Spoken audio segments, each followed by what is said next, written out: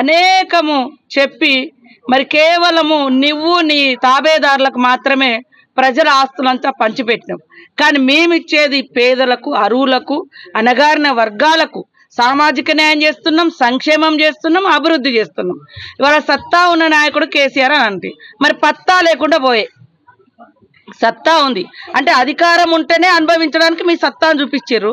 మరి ప్రతిపక్షంగా కూడా అసెంబ్లీలో మరి ఒక సీనియర్ నాయకుడిగా నువ్వు ఈ యొక్క గవర్నమెంట్కు అనేక సూచనలు, సలహాలు, నిర్మాణాత్మకమైనటువంటి ప్రతిపక్షంగా ఉండాల్సినటువంటి మీరు కేవలం బహిరంగ సభలలో తిట్టి మళ్ళీ అసెంబ్లీకి రమ్మంటే అసెంబ్లీ ఎందుకు అంటారు. మరి అసెంబ్లీ ఎందుకు అన్నప్పుడు నీకు ప్రజాస్వామిక వ్యవస్థ మీద, డెమోక్రసీ మీద లేదా రాజ్యాంగం మీద ఏమైనా నమ్మకం ఉందా?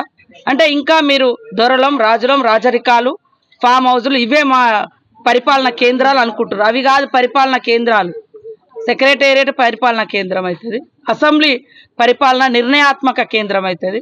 ఇలాంటివి విస్మరించి మీరు రాజరికపు రాజ్యాన్ని ఆనాడు ఏలినరు. ఇప్పుడు మా మీద లేనిపోని అవాకులు చెవాకులు పేలుతా ఉన్నారు. సత్తా ఉన్న నాయకులు అయితే పత్తా లేకుండా ఎందుకు పోతున్నారు? అసెంబ్లీకి వచ్చి నిర్ణయాత్మకమైనటువంటి ప్రతిపక్షంగా, నిర్మాణాత్మకమైనటువంటి ప్రతిపక్షంగా వ్యవహరించాలని ఈ సందర్భంగా కోరుతా ఉన్నాం. ఇవాళ ఆ వర్గాన్ని ఈ వర్గాన్ని రెచ్చగొట్టుడు కాదు. నువ్వు 10 ఏళ్లలో ఎన్ని లక్షల మందికి ఇండ్లు ఇచ్చినావు?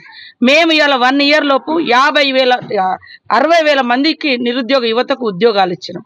ఈరోజు 4.5 లక్షల ఇండ్లు శాంక్షన్ చేయడం జరిగింది 1.5 ఇయర్లో.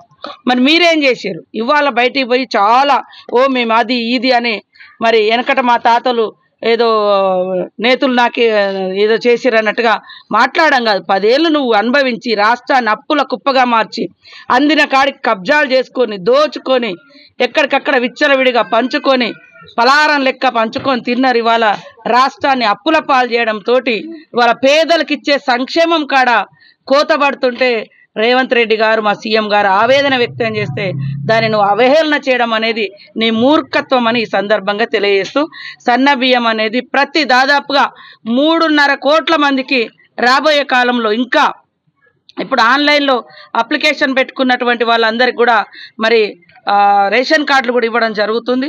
ప్రతి ఒక్క బిడ్డ కడుపు నిండా అన్నం తింటేనే వాళ్ళు కూడా సంతోషంగా ఉంటారు, శారీరకంగా కూడా దారుఢ్యంతో ఉంటారు, పని చేసుకోగలుగుతారు, 10 రూపాయలు సంపాదించుకోగలుగుతారు. తద్వారా వాళ్ళ ఆర్థిక స్థితిగతులు కూడా మెరుగుపడతాయి.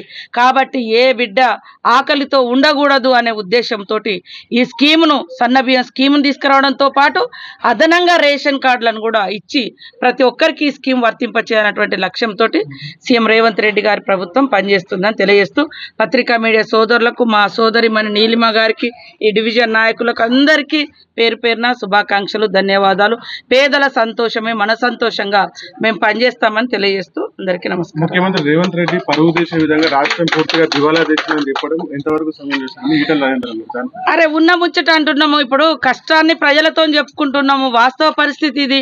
మీరేమో వాస్తవ పరిస్థితి చెప్పకుండా బాగుంది బాగుంది అనుకుంటేనే రోడ్లు అమ్ముతారు, బాగుంది బాగుంది అనుకుంటేనే మేము అన్ని భూములు అమ్ముతారు, ధనిక రాష్ట్రం అనుకుంటేనే వచ్చే సంవత్సరం అమ్ముకోవాల్సిన లిక్కర్ టెండర్ ఈ సంవత్సరమే అమ్ముకుంటారు. అంత బాగుంటే మరి ఇండ్లు ఎందుకు ఇవ్వలేదు? అంత బాగుంటే ఉద్యోగాలు ఎందుకు ఇవ్వలేదు? అంత బాగుంటే రిటైర్మెంట్ కావాల్సిన వాళ్ళంటే చేయకుండా వాళ్ళకి ఏదైతే పెన్షన్ డబ్బులు ఇవ్వాల్సి వస్తుంది లేదా వాళ్ళ దాచుకున్నటువంటి డబ్బులన్నీ ఇవ్వాల్సి వస్తుందని వాళ్ళని కూడా ఎక్స్టెండ్ చేసి దానికి ఏదో ముద్దు పేరు పెడుతుంది.